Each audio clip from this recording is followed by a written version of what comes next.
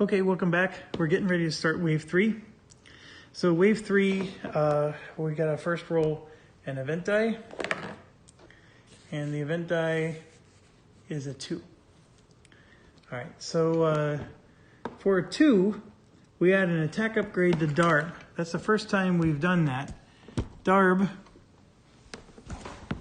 is sitting pretty weak right now. I think in the previous game, Darb was getting all kinds of upgrades. Okay, Darb is coming into the game as part of Wave 3, so he is now in the game. And he's actually going to be, at the bottom. And then an upgraded Harrier is at the top. Let's see, and then there's a group here of a Joust with 3 health, and then a Harrier. Okay, so here's how it looks. Darb's on the bottom. The Joust is up above, and then the Harrier is above that. So there's 3 groups there. Okay, the player goes first, and we get 9 CP. So going back to this, we still have with 9 CP, we can get another Forsaken out, but, I'm way ahead of myself. We need to do our upgrades. And at the end of the last wave, we forgot to get 6 plus 6 would be 12. The problem is we're sitting on 12 right now, and we can only go to 20. So I'm just going to cash in one of these for 6. So that puts us to 18. And I'm going to leave this one be, which is interesting. So let's look at our fortress upgrades and get this figured out.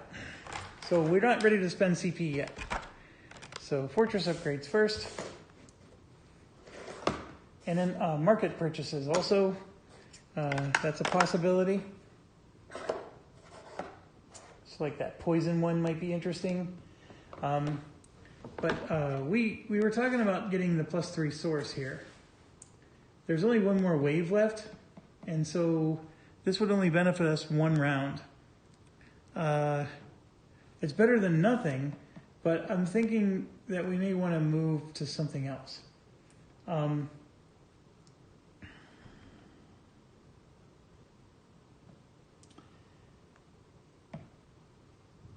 Upgrading the Aegis is not a bad idea, because I think they only move 1 space without it. Let me look at this. Nope, they move 2. Oh, once they're upgraded, they only move 1. That's interesting. That's very interesting. All right, we have to take this thing out, that big-ass tower. Sorry for the language. I was getting frustrated. So what I want to do is I want this Source Siege here. The Source Siege minion deploys on its promoted side. That means he has a range of 4, which puts him out of the range of that tower that we were talking about. And I want to get an Aegis in front of him that can only move 1 space at a time, so that way our siege tower can just blow the crap out of stuff as it's moving towards it.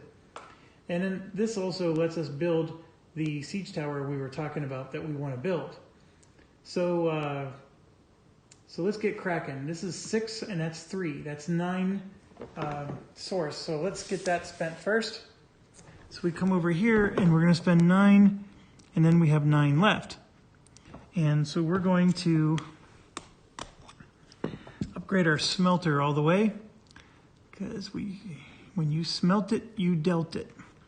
So the smelter is going to go to level 2. Okay, so we have a level 2 smelter, and that means that this Source Siege, the Source Siege can be 4 range, and it does 2 damage. Okay, that 2 damage means it can take out any tower.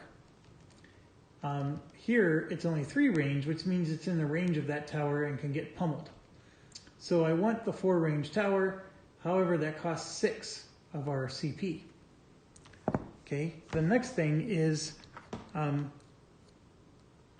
we're now allowed to build a siege tower, which is one of the other ways we can get this thing going. And a siege tower costs 6. So if we can get 6, and we could use one of our 2 build options to build this guy, and he can start raising the enemy towers. So we really got to take out the enemy towers. We're already on wave 3, and we've done nothing so far to dent them. The other thing about this is we get, how much? We get 9 CP. So I'm proposing to spend 6, and if we upgrade the Aegis, you can see here he costs 4. And if we upgrade him, he costs 4. We can't afford him. So this is like the perfect guy to walk slowly ahead of the tower ahead of our siege engine. So that way our siege engine can have as much maximum damage as possible. So we need somebody who can walk slow in front. Nothing is actually more perfect than a Forsaken who doesn't move at all. But that doesn't necessarily mean that he will. So for 3 points, we can get this guy a Dispatch, which only has 2 range.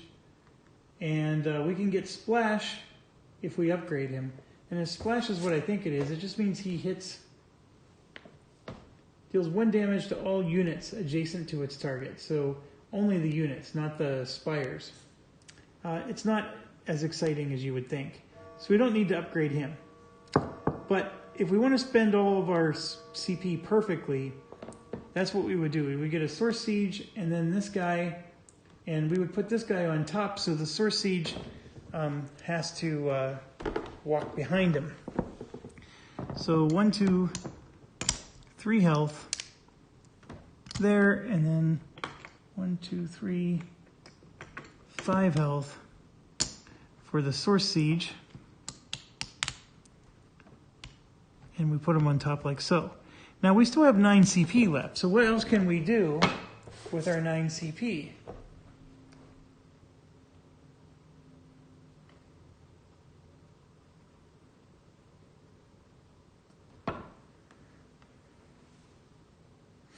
I'm looking. Sorry, folks. I'm just trying to sort this out.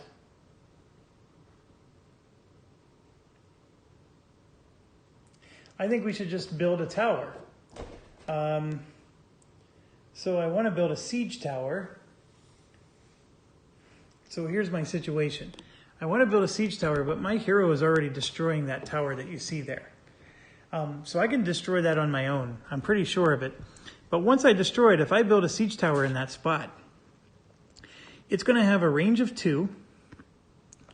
And it means it can hit this and that. So if we build a siege tower right there, and then we're going to, then we would, I'm just realizing something that I forgot to do last wave. We would have to do 1 more upgrade for attack so I can destroy the fortifications. But a siege tower there can destroy both of these. Now, what did I forget to do? This Regal Lookout has a 3 Roost, 1 Elfin, and it has a Elfin Kazi. Okay, the Elfin Kazi does Roost Roam. So there's a lot of things we got to look up here, but it has 3 Roost. So if you look at the sheet for them, I'm just trying to find it.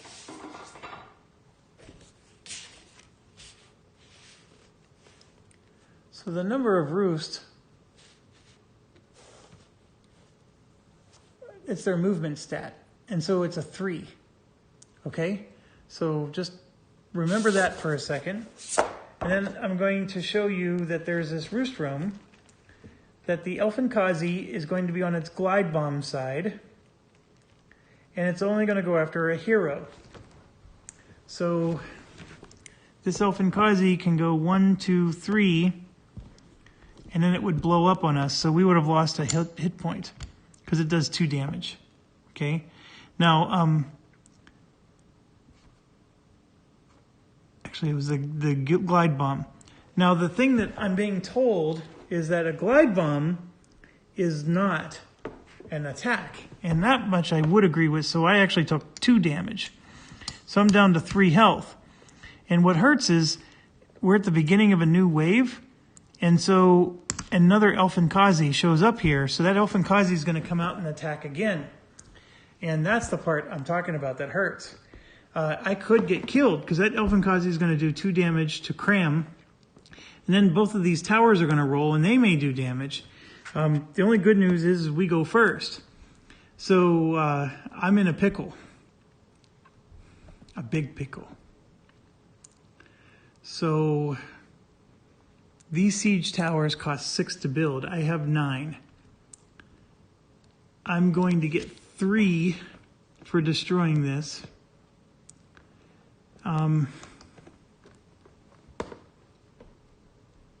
So if I spend 6 to build one, and then I get 3, I'll have 6 left so I can build another one, but then I won't have enough to upgrade it.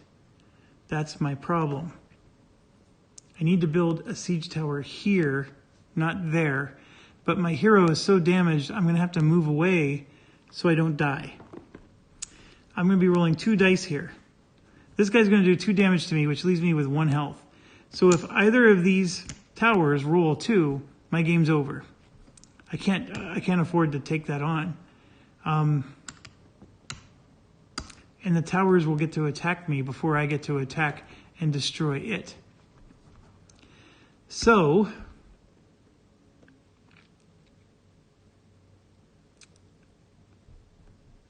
I'm going to leave it be for now. I'm not spending my source. I can't spend that source to do that. Okay, so let's start the round. I go first. I'm moving out of range of the Elfinkazi. I have to move 2 away because he can move 1, 2, 3 and then blow up. So I got to get away from him. So that's what I'm doing. Out of the range of the Elfinkazi. We got to roll for our Forsaken, and he's not able to move, which is exactly what we want. That's green, so that's why it's showing up so funky. So our Forsaken can't move, and that's perfect. So this one moves, and then this one can't move at all. So we're just sitting tight and pretty. Okay? All right, now it's their turn. We got this one. He's moving 1, 2, 3, 4. This one is moving 1, 2. And this one can fly, and so he's going, 1, 2. Like that. Now this guy wants to kill Cram. So that's the other problem too, is he's gunning straight for Cram. So we got to be careful. All right. Cram has survival, which says at the end of your turn, okay, we moved. Never mind. So now it's our turn. Cram's not going to move. So that means he's going to heal one of his health back. So he's back to 4. And we're going to roll for the Forsaken. And I got a blank. So the Forsaken can move. And he's probably going to die, but we'll let him move. 1, 2. He's in range of this. This one's going to move 1, 2. And then this one's going to move 1, 2. And he has a range of 4. 1, 2, 3, 4. That's what we want, right? We can also use him to destroy this, but that's lower priority. Okay, so now the spires are going to attack a priority order as well, so let me check. They're going to attack a minion it can damage, but it doesn't say it has to be the closest minion unless it's somewhere else in the AI rules. So I think we get to choose which one. And so I'm thinking of choosing this particular one here. So that way our Forsaken doesn't take the hit. So I'm going to do that. I'm going to have this attack the one that's further away. And I'm pretty sure I get to do that. Let me make sure. Man, just Be gone a few weeks and you forget everything.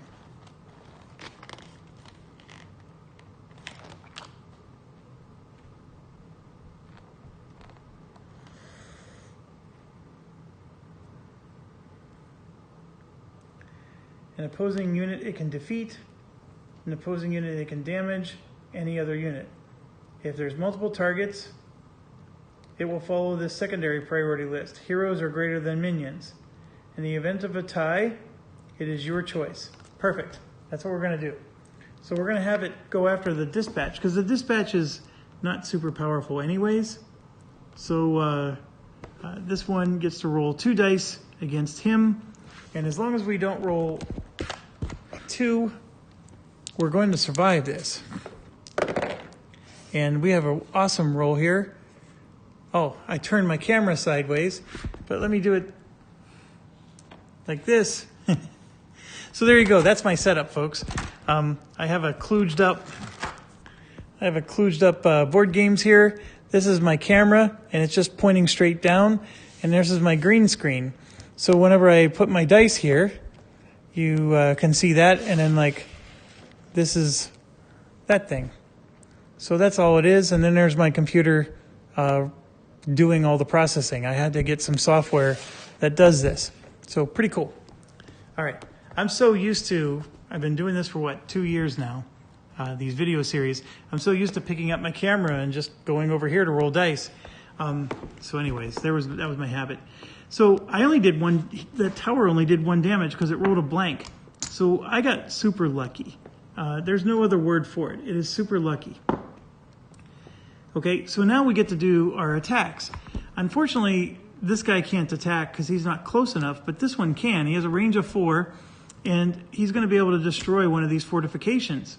And so that's awesome. And that's exactly what we're going to do. So now it is their turn. So here we go. 1, 2, 3, 4. 1, 2, and 1, 2. This joust moves a little bit slower. Okay, so the Harrier there, nothing happens to him. But now it is our turn, and none of our towers can hit any of theirs. So now it's our turn, and we're going to roll our little die here. And you can see we move, but we don't attack. So that actually sucks. So this guy's going to move 1, 2, and he would be able to just destroy the romp and stomp this thing. But he's going to walk right by it. That hurts so bad.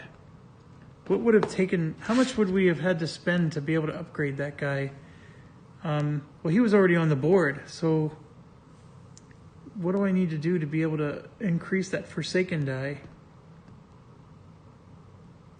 I would have to spend 12. And then that would let me roll the Forsaken die twice and pick which one I want. Oh my gosh, I would have to spend 12 source. Okay, so that guy moved. This guy moves like so. And then our tower moves also.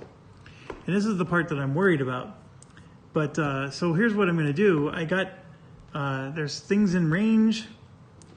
I could move my hero, which would distract some of these towers to attack him, but I'm not. I need the health. So I'm going to take the hero and heal him up. And towers are going to attack. So I got a tower here that can't hit anybody because his range is gone. This one, though, has 1 die, and he's going to have to attack him or him. So I'm going to have him attack the dispatch, who has 2 health. I'm banking on the fact that I'm not going to roll 2. And I rolled a 2. How god dang awful is that? So my dispatch dies, and that hurts. I'm probably going to lose this scenario now. I was hoping to use the dispatch to attack the Harrier or even one of the other towers. All right, so now we got this guy who rolls 2 dice.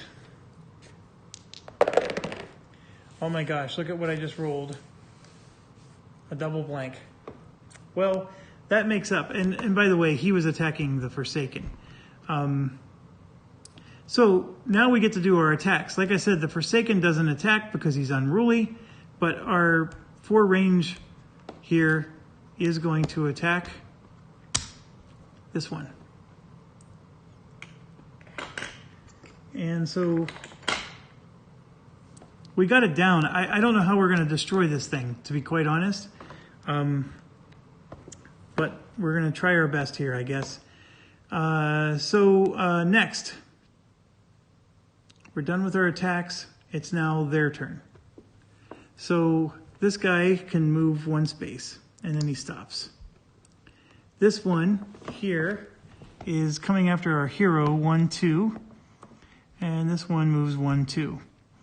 Now our towers, this one has a range of 3. 1, 2, 3. We're not quite able to get to this. The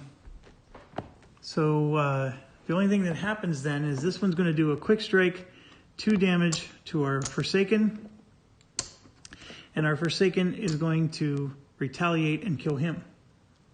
So he's dead for 1 source. So now we're up to 10. So now it's our turn. So what I'm going to do is I'm moving in to attack Darb, and I'll get to attack first. And we got to roll for the Forsaken and move. So let's roll for the Forsaken. And I had a perfect roll. Well, actually, I wanted him not to be able to move. So that actually hurts. Hurts a lot.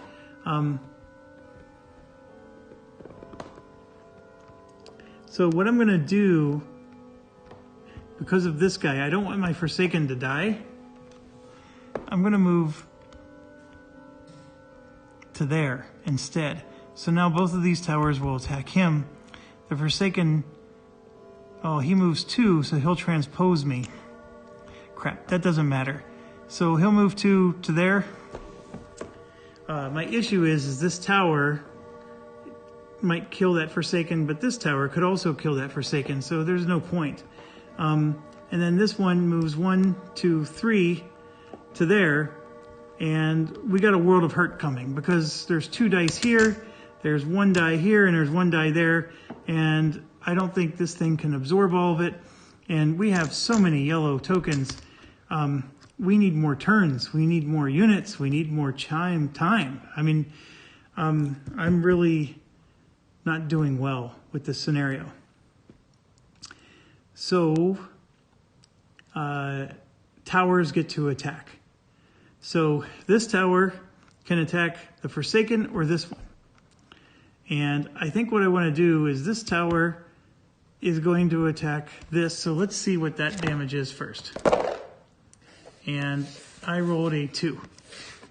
So 2 damage to our source engine. Okay, then this one is attacking the source engine for 1. And we got lucky and got a blank. I've been getting very lucky. So I'm going to have this one attack him because I know I can't, he won't die. And I rolled a blank again.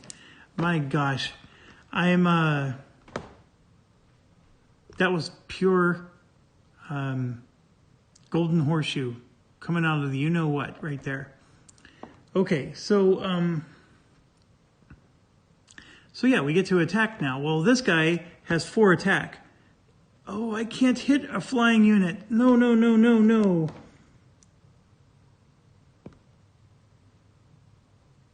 I can't hit a flying unit because I don't have range attack.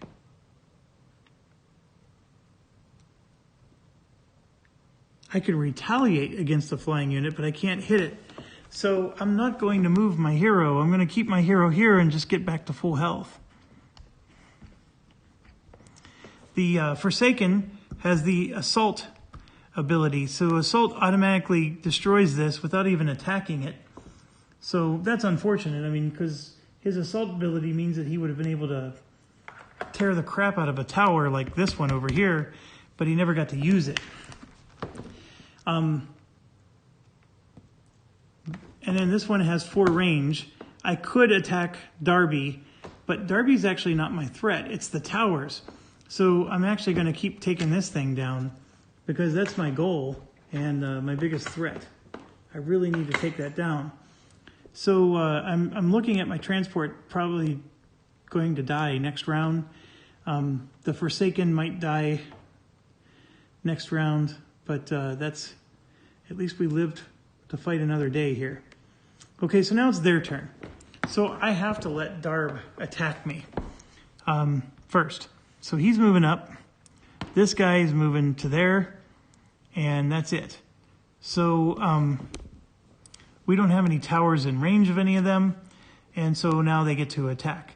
Well, actually, this guy has quick strike, so he's going to quick strike and kill our Forsaken before we can do anything. All right, and then Darb is going to attack Cram the Mighty, and Darb has 2 attack, and so he's going to do 1 damage to us. And then we're going to retaliate for 1, 2, 3, 4, and kill Darb. And so that was a pretty easy battle, but Darb sometimes is very upgraded, and you can see Darb right here only gives us one source for taking him out.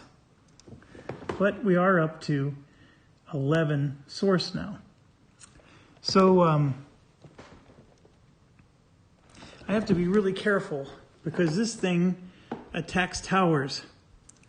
But it is the start of my turn, and I am going to build a tower. So I'm going to build a siege tower for 6. So 11 minus 6 is 5. And our siege tower comes with 1 attack and 2 range. And then I'm going to spend 4. So I'm down to 1 source. And I'm adding another attack to it. So it's now upgraded 4 times, which is the maximum it can be upgraded. And it's going right here, like that. Okay, raise is at the start of my turn.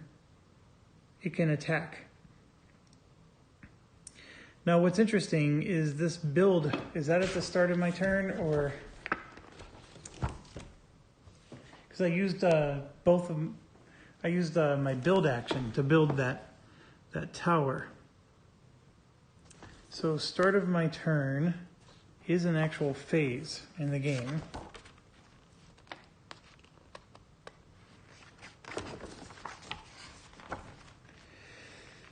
Give me a second.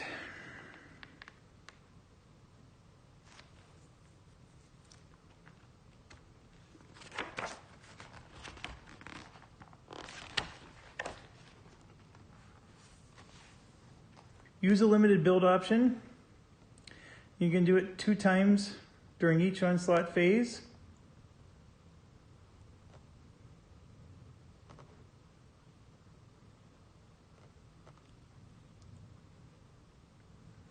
Okay, so the limited build option is during the start of my turn.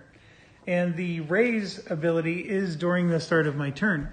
So the start of my turn has not ended. That start of your turn is an actual phase of the game.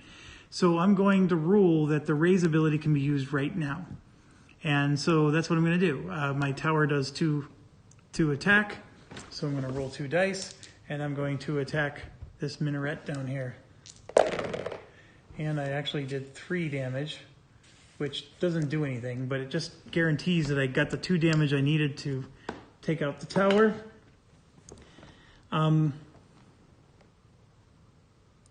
Actually, what I should have done was maybe damage this one, which reduced its range. Ooh. You know what? I'm going to do that instead. So this one I'm going to put back. The 3 damage is the 3 damage, but I'm going to take this tower down, which reduces its range. So now this one probably won't be able to hit him because this is going to move 1 space like that during our turn, which is starting right now. So it's now out of range of this, and the only one that can hit it is this one. And I might be able to survive, even though it's rolling 2 dice. And then my hero, I would love to have that last health, but my hero is going to move forward as well because these guys are a large amount of guys, and I don't want them attacking me. I want them to attack my hero and not this. So, so I'm going to move up, and now their towers get to attack, and this is the only one that can attack us. So he's going to roll 2 dice. And you can see here, he rolled 2 damage. So our siege tower lives to fight one more time. And that siege tower is for sure going to take one of these off. I mean, I may want to attack this thing, but actually, let me think it through. My hero does 4 damage, and this guy has 3 health. So we're going to kill the joust like no tomorrow. And of course, he's not going to retaliate, and he gives us 2 CP. So we're up to 3 CP now. And so now we have a Harrier underneath.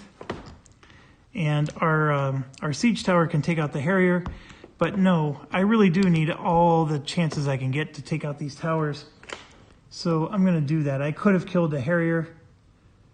I'm not going to. Okay, so now it's their turn. So on their turn,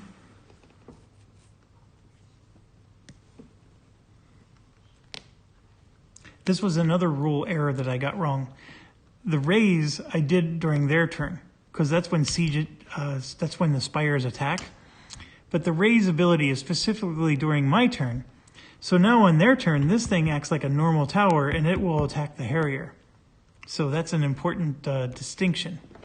And then the Harrier, in its unit attack priority, is going to attack a hero it can damage, first and foremost. So that's the reason why I moved my hero in, so he's not going to hurt my tower. He's not even going to hurt this. So, so their Harrier can't move. And now the Harrier is going to do Quick Strike. So he's going to do 2 damage against Cram, which is actually just 1 damage. We're going to retaliate and kill the Harrier. So that gets us 1 point. So we're up to 4 source. Okay, so now a new Harrier is out. So now our spires can attack. That's this one. We have 2 dice against that Harrier. And we just did 4 damage. So the Harrier is dead from our spire attack, so he never got to do his regular attack.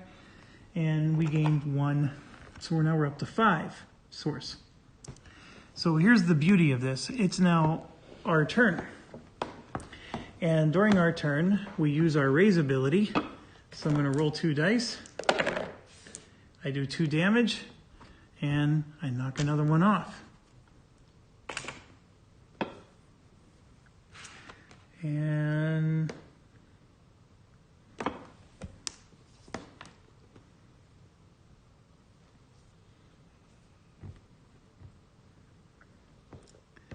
yeah, so now the beautiful part is this guy does have some serious range, right? 1, 2, 3, but we're going to move 1, 2, 3 and be out of his range. So I need to actually retract my last move, because what I need to do is destroy the range on this one, because that keeps my guy alive, right? If I destroy the range on this, that keeps my siege tower alive here, because we got, this would have been able to hit us. Now it can only hit right around it. All right, so then this siege tower can attack here, or even 1, 2, 3, 4. It could even go all the way back to here. But what I'm going to do is I'm actually going to attack this one, because that kills the Elfinkazi. And the Elfinkazi is worth 2. And the Regal Lookout is worth 4. So that's 6 CP we get. Or 6, not CP. So we were at 6.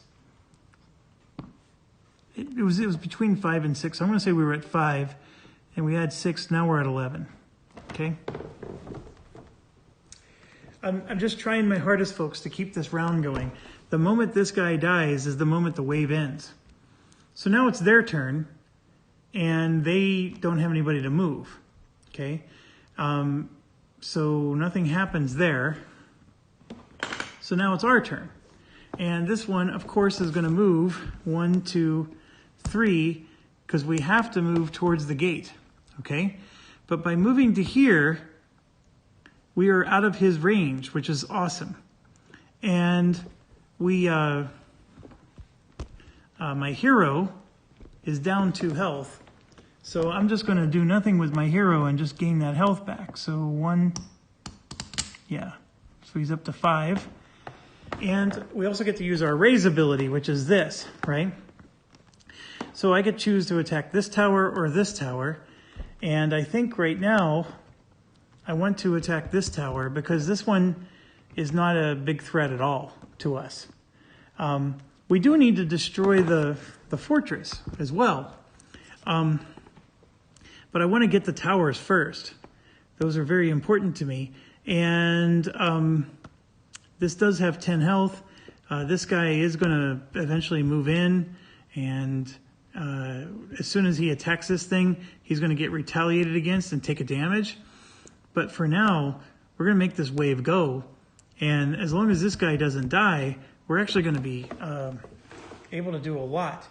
So I'm going to roll my dice. And you can see I rolled really well, way better than I needed to.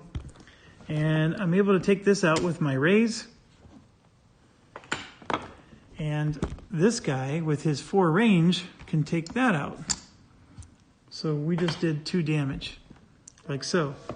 And the fortress itself, I don't think has an attack ability. It just has a retaliate ability. So until... So 14, 15... I'm just looking up real quick in the rule book.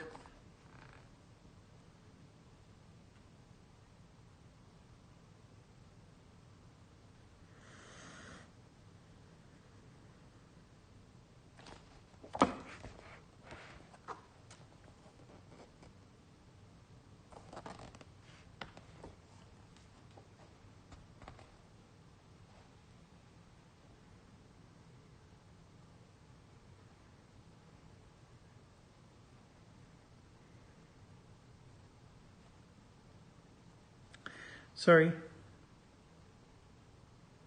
Yeah, fortresses don't have...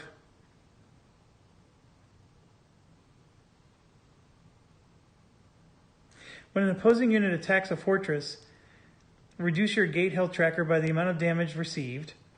Fortress gates always retaliate, and it deals 1 damage and has unlimited range. So it doesn't matter where you are. If you hit a fortress, it's going to do 1 damage back.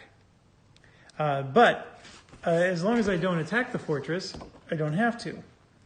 And the minions are, of course, moving towards the fortress, but I can attack whoever I want with the minion as long as they're in range. That's what makes this thing so beautiful. We actually have a really good situation going on right now. And when I thought that we were going to lose this scenario, I am now all of a sudden thinking that I'm actually going to do okay. Because this situation we're in right now, where I'm out of range of anything that can hit me, is perfect.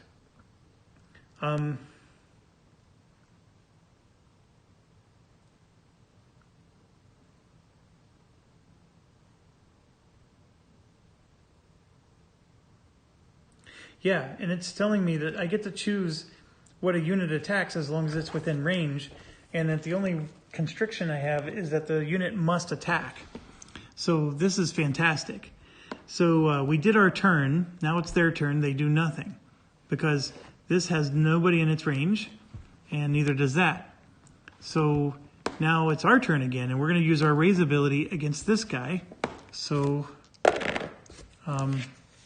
I rolled a 3, and so we did another damage. And pretty soon we're going to be able to take down his range, which means that I can move my hero in, which is perfect because my hero is just going to rest and heal up 1 more time. So I want my hero to be full health so nothing bad happens. Otherwise we lose the game. This guy is going to be moving up, But he's not going to attack the fortress. Instead, he's going to attack this. And just knock down that. So perfect. Now it's their turn. Nothing happens. Sorry, I'm bumping things. And now it's back to us again. And so we're going to roll 2 dice against him. And I rolled a 2 and a blank. I'm rolling a lot of those rare ones today. So he's down. This guy doesn't move. So this is going to go down. And I forgot to move my hero. This one now only has a range of 1.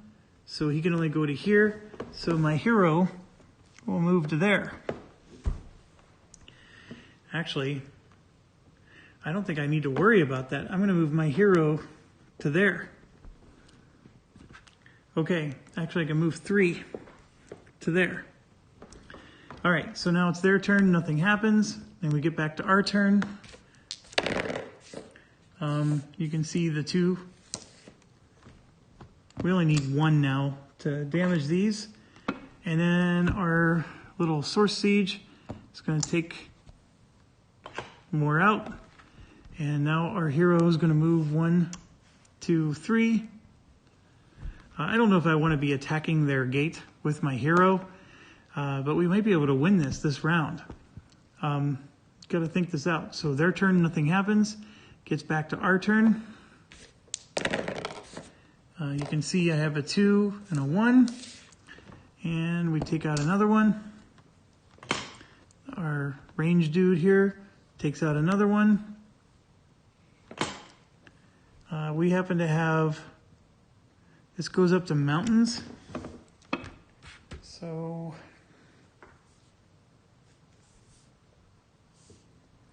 the mountains moves on everything but water. So our hero can't move next to the fortress gate because we're in a way with our minion. So he would actually have to move through this. Oh, this is destroyed. So this gives us 4 source. So that puts us up to 15, which means we would max out again if our mining thing cashes in. So our hero is going to move 1, 2, 3, and then I'm going to build a siege. Oh no, I already spent my 2 build commands, didn't I? Is it? So the build commands, if you build a tower, can you upgrade it all in one?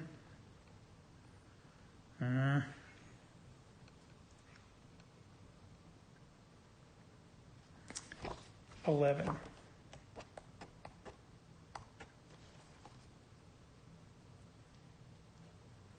So I want to talk about a limited build phase.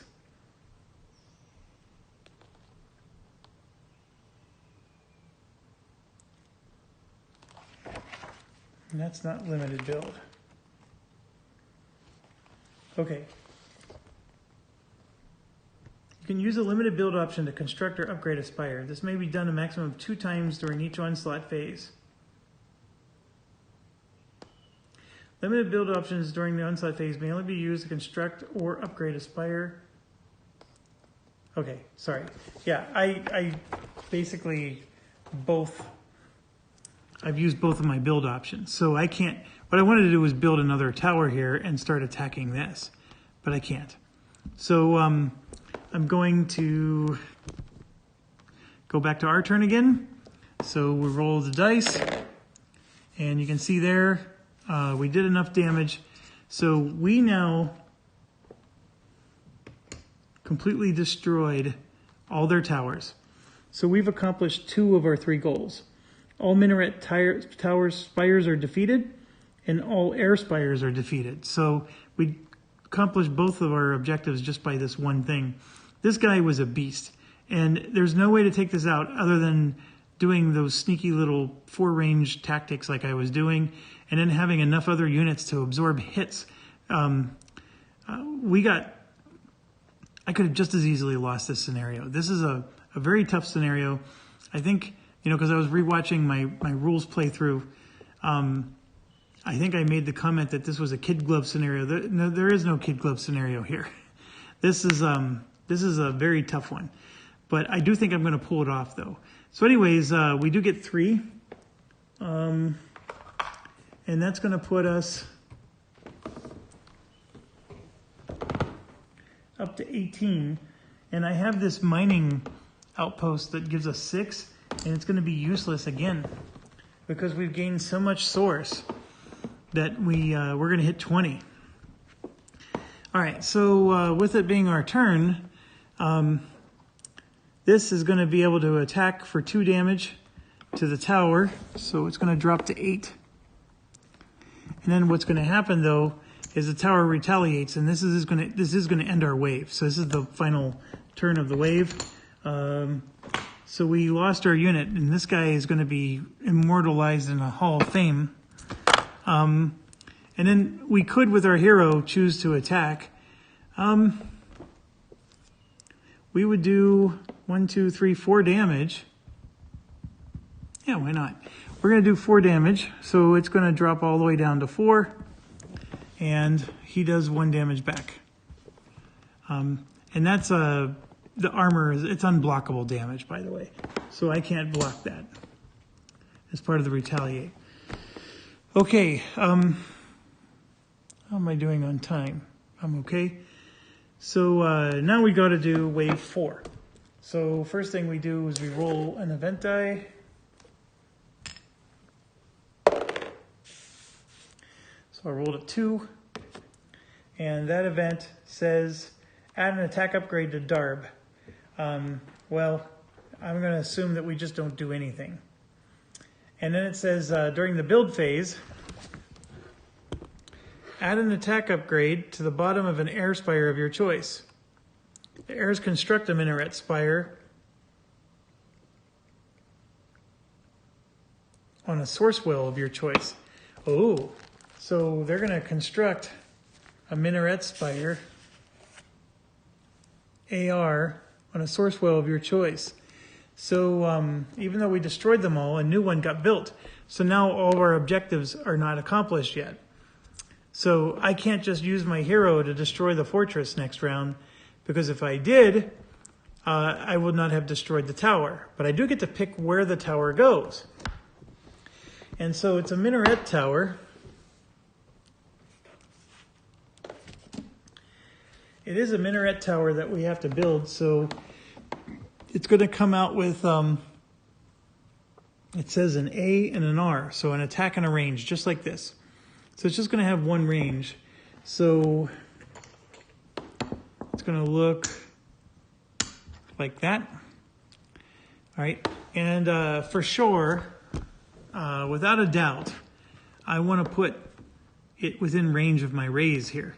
So I can put it all the way down here, or I can put it up there, or I can even just put it right there. I think that's actually a decent option. So I'm going to do that. And then now let's build their units. So this is the part where we have to be really concerned, because they're coming with a flying unit, and we need to get another flying unit built. And so what they're coming with is a grouped unit which has a wind rush. So this is a transport, and it has assault, which means it's going to do damage, lots of damage to our towers. Okay, so this is going to be on top with 5 health. 1, 2, 3, 4, 5. Okay, and then underneath him is going to be a Royal Talon, and that's the flying guy, but it's grouped, so he's hiding underneath, and that's the flying unit that's really difficult to take out. And that is 1 group, and that's going to be the 1 group that's on top. The next group is Harrier, Harrier, Harrier. So all 3 of them again. It's a combo that you're probably used to seeing by now. And those, of course, are going to be underneath. So this is a very formidable group. They can do some serious damage, and they go first, which is interesting because they do want to attack my hero if they can, but they're going to move. And they always have to move, because even if my hero is standing there, they have to move first. So they're going to go first, and oh, we get to go. So we have to do a build phase, And then we could possibly do a market purchase, and we get 11 CP. So I am going to do a market purchase. I'm going to spend, well, in fact, there's two things going on. First of all, our market only has 2 units in it. It has these 2, okay? We need to actually grab a third one. And I didn't do that eons ago. And so it's a portal hopper that has the incorporeal trait, which sounds interesting. Incorporeal.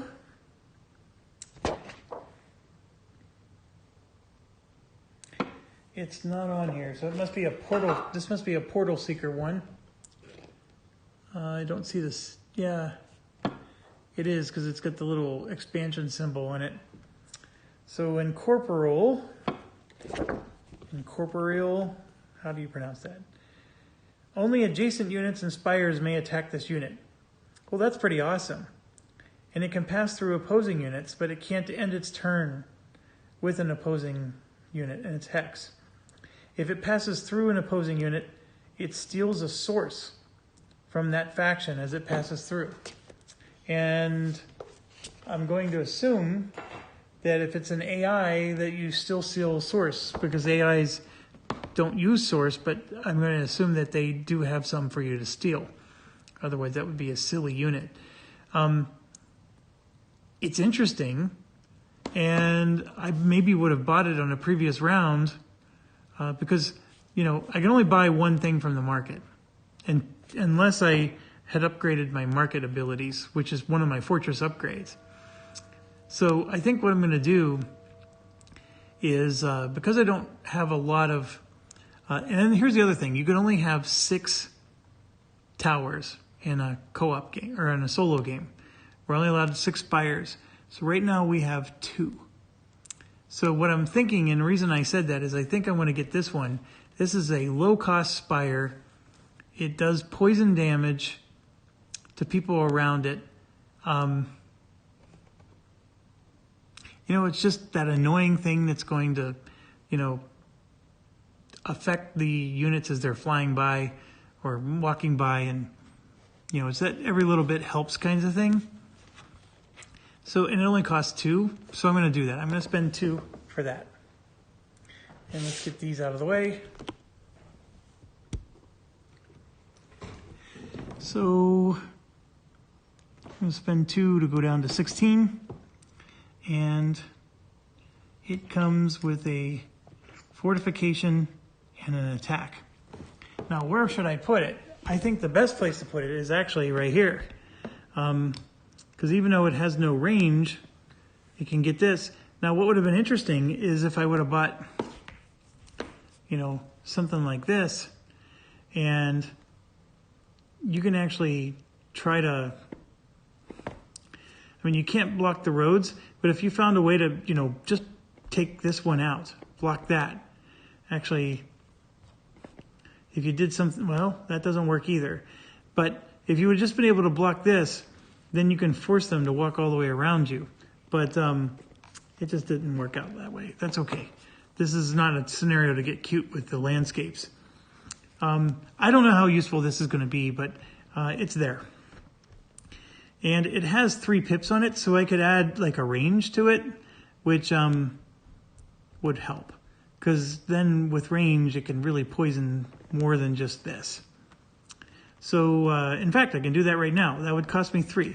So I'm going to do that. I'm going to spend 3. And it puts me down to 13. And we're going to add a range. And then the next thing I'm going to do is I'm going to get what's called a lance tower. So that lance launcher there,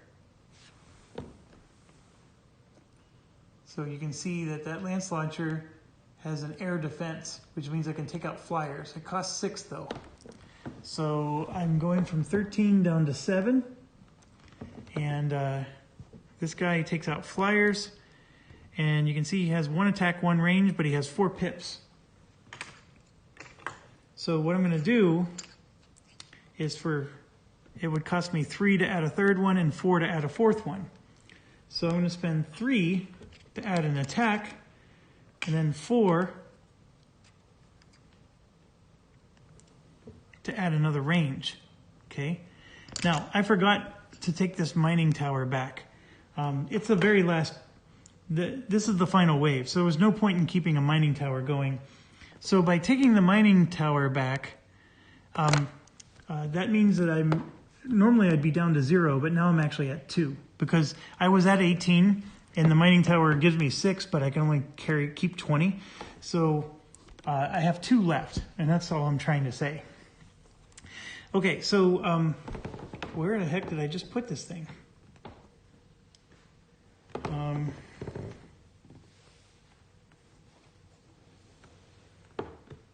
I thought I built it and put it right in the middle of the field. Sorry, goober. All right, so where is the best place to put this? I can put that there because with his range, he can hit them while they're walking around.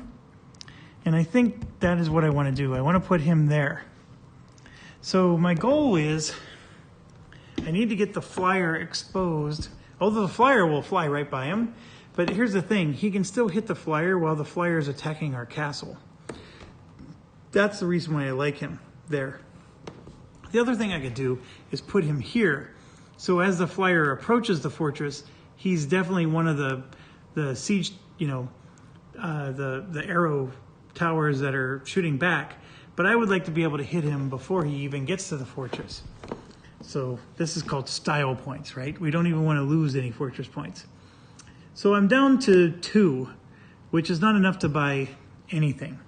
So I know I just made a passionate argument on why I still have 2 left, but you never know, because I do get 2 build options as the round goes on, and these things could be, especially this Windrush that has the assault ability, it could possibly do some damage to me.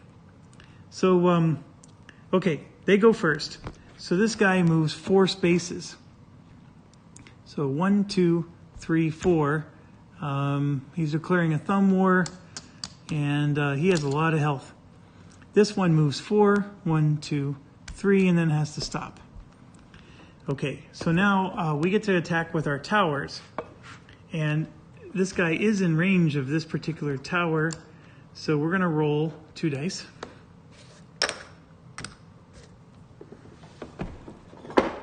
Gonna maybe get this out again. And not quite big enough there, but you can see that's a 2. So we did 2 damage to this. All right, so I think that's everything that can possibly attack. Okay, now it's, I'm starting their turn. We have 11 CP. My apologies. So let's figure out what we're getting. With 11 CP, I remember the first time we played this, we said, okay, a Source Siege is 6, a Forsaken is 7, so that's 13. Obviously, we can't buy both, but you're either getting a 7, and then you have 4 left, so you can get an Architect or an upgraded Aegis, or just an Aegis for 4, so that would be your 11. You're getting an Aegis and a Forsaken. Or we could do the Source Siege thing, because the nice thing about the Source Siege is he has range, so he can hit those flyer units, right? So we get a Source Siege again, that's 6, and then that leaves us with 5. So with the 5, I can get a Battleborn and a Dispatch again. Yeah, that's what I'm going to do.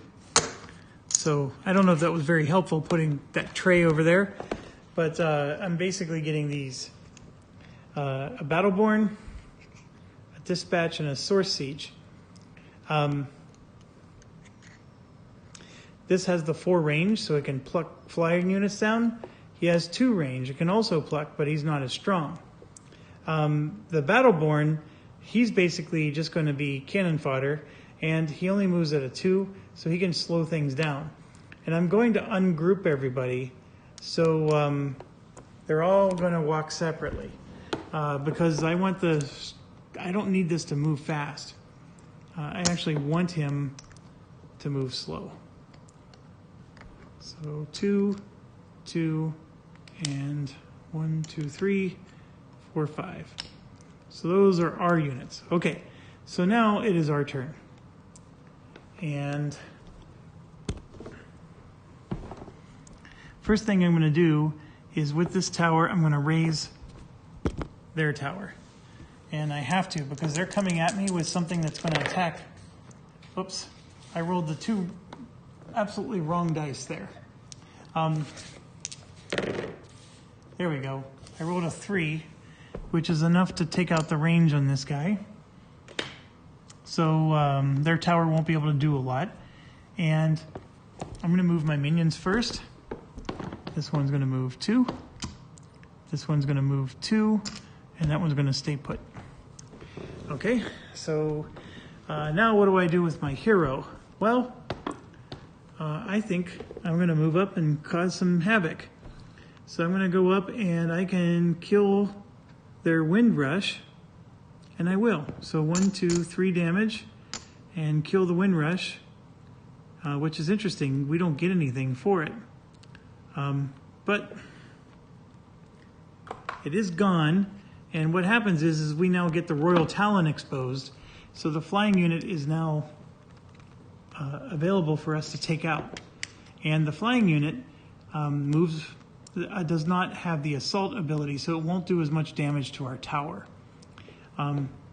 So that's good. It would have been nice maybe to take out the Harrier here, because he has the quick strike nonsense, but we'll leave it be. Okay, so their tower can't do anything, so now it's their turn. And like I said, this guy has flying, so he's going to come straight towards us, 1, 2, and then this guy is going to go 1, 2, 3, 4, and he has quick strike, so he will strike a tower, and the tower he's going to strike is ours. So he's going to take out an attack, and then he doesn't get to attack during the normal attack. So now we have 1 die, and we still have a lot of range. So we don't have the ability to take out flyers, so I'm going to just attack him with 1 die. And we rolled a blank, so we missed. All right, this is a lance launcher, and it can shoot 1, 2, 3 away at the flying unit, so I'm going to do that. And that's 2 dice. And I rolled 1 hit. So I took out their flyer with 1 hit. And this one is poison, but it doesn't have the ability to hurt flyers. And this one can go 1, 2, 3, so not quite. So we're done. So now it's our turn. This has the raise ability. It still has the range to hit this tower, to hit that spire there. So I'm going to go after it, but I only get to roll 1 die instead of 2. And I rolled a 1. And now we accomplished our objectives again. So the first 2 objectives are now complete again. So what I can do is just move my hero here and win the game, because I'll destroy their fortress, and the game ends immediately when I do that. But I do like playing things out, so 1, 2, 1, 2, and 1, 2. So this guy does 2 damage, has a range of 4, 1, 2, 3, 4. I do 2 damage to their flyer. This guy has a range of 2, not quite. And so actually our turn would end if I wasn't willing to just attack with the hero. But what I wanted you to see, though, is this guy was toast. He was going to move here, and before he could even attack anyone, we have an air defense here that could hit him, and an air defense there that could hit him, so he was dead. Now this one could move 4, so he probably would have moved to here, and he would have damaged this tower which was just a range, but then the poison would have gotten him, assuming that my die roll would have hurt him. So I'd been able to poison him, and you can see that there's 3 units there, so it would take a few hits to get him down, but this tower would be able to hit him, and like I said, this tower would be able to take a crack, and then our units themselves would be able to take a crack. So the Battleborn would not be in range, but this one would, and so 1, 2, 3, 4 range, we would have done 2 damage, we would have killed one of those Harriers outright without anything. But none of that matters, because we're going to do a 4 damage attack against the fortress, and they only have 4 health left. So we're going to win the game, flat out. And so that brings us to the end. And so what we are doing here is we got all 3 objectives. And it says scenario ends immediately the moment we do that. So I know I have to spend those and buy power-ups, and then I have to set up the next scenario. I know some of you have already seen me beat this scenario before, but hopefully you're seeing me beat it the proper way this time and not with the broken rules. And I hope you're still enjoying this. And if I need to, I can go back and delete some of my previous playthroughs that have all the rules really, really wrong. Anyways, I hope this is a cleaner playthrough. Maybe it's taking a little bit longer because I'm doubting myself and looking up rules as I go. But it's still an extremely fun game. I apologize, I got sidetracked and started playing other games instead of this. Chip Theory makes great games. I love them, but they do make your head hurt when you're a new player trying to absorb everything. And it's probably the #1 reason I can't get these games to the table, because my friends, I only have one friend that will play Chip Theory games with me, and he enjoys them a lot, but I see him maybe twice a year. So I don't get to do it much, and then if he does come over, we usually play, Too Many Bones. We don't play something like this. But Chip Theory does make some challenging solitaire games, and that I always appreciate. And Too Many Bones, solitaire-wise, yeah, I always thought it was a little imbalanced. Like, 4 players was too easy. If you played true solitaire 1 player, it was sometimes too hard, especially if you were the that engineer type. But anyways, that's another review for another day. Anyways, that's this game. First scenario complete. Like I said, when I come back, we'll do scenario 2, and then we'll go back and update our card on. We got 3 renown, and I know it's here somewhere. I think it's the next page. So we got our 3 renown, which, is this table here. And we'll be able to, possibly spend, we can buy everything here except for this. And so I can, and then you get to spend these and use them at some point later in the game. So anyways, I think I always like this one. But doesn't matter. Oh, that's a really nice one too. You just gain 3 source at the start of your turn, any phase of this scenario. Draw a relic. I like all of them. I'll figure it out later, promise. It's really late at night. That's the reason why I'm saying this. It's 1 a.m. and I got to go to work tomorrow. So thank you for watching. Stay awesome, as always, and we'll see you soon.